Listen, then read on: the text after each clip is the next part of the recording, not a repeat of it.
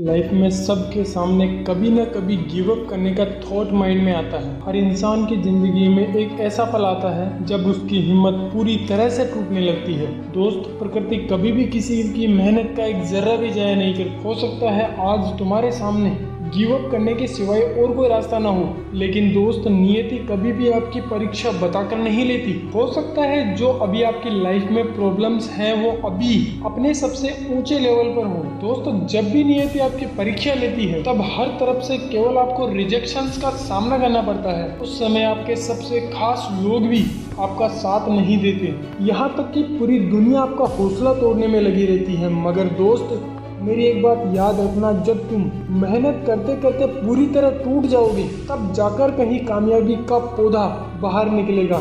अभी तुम्हें हिम्मत नहीं हारनी है मेरे दोस्त। अगर एक बार तुम सफल हो गए तो ये दुनिया तुम्हारा नाम जपते जपते तुम्हारे पीछे पीछे आएगी। और एक बात जो कॉमन है और ये आपको याद रखनी चाहिए कि आपने शुरू क्यों किया था। आपका जो स्टार्टिंग वाला मोटिवेशन है वो बरकरार होगा तो आपको गिव अप करने की कोई भी प्रेरणा नहीं आएगी। लाइफ में आप गिव अप तब करते हो जब आपके पास उस काम को कंटिन्यू करने की कोई वजह नहीं होती है।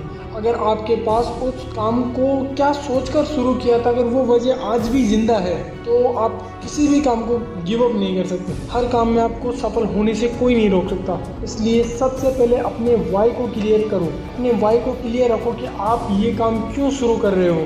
लाइफ में कुछ भी करो, कुछ भी करो, लेकिन उसका वाई क्लियर रखो।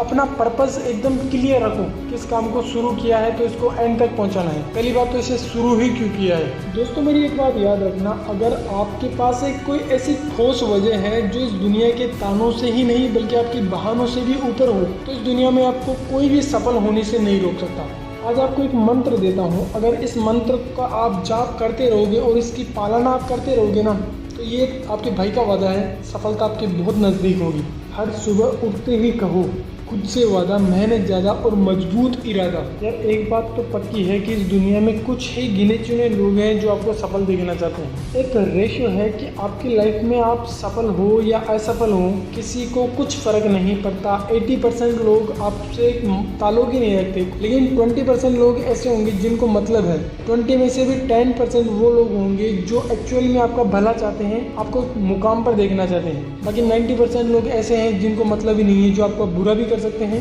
लेकिन आपका अच्छा कभी नहीं करेंगे। देखो दोस्तों, एक बात तो पक्की है, जब तक आप अपने आप को नहीं पहचानोगे तब तक आप अपनी लाइफ के छोटे से छोटे और बड़े से बड़े किसी भी गोल को अचीव नहीं कर सकते।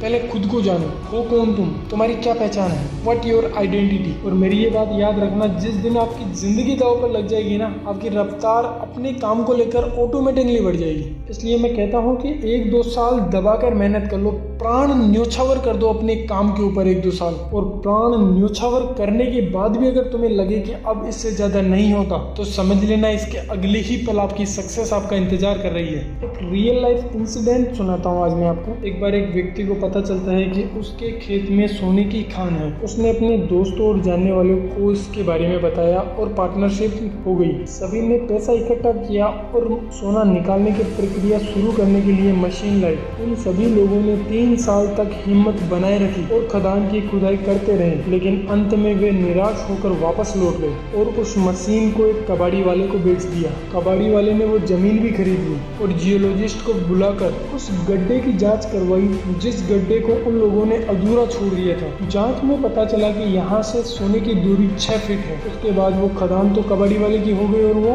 मालामाल हो गए। लेकिन ये बात सुनकर उन लोगों को बहुत दुख हुआ। उन्होंने सोचा अगर 1-2 महीने और खुदाई करते तो शायद वो खदान इनकी होती। इसलिए दोस्त, जो भी काम अपनी लाइफ में करो, कुछ भी करो, जरूरी नहीं है कि आप पढ़ाई ही करो, कुछ भी करो, लेकिन अपना 100% दो, 1% भी कम नहीं होना चाहिए। इसी के साथ हम समाप्त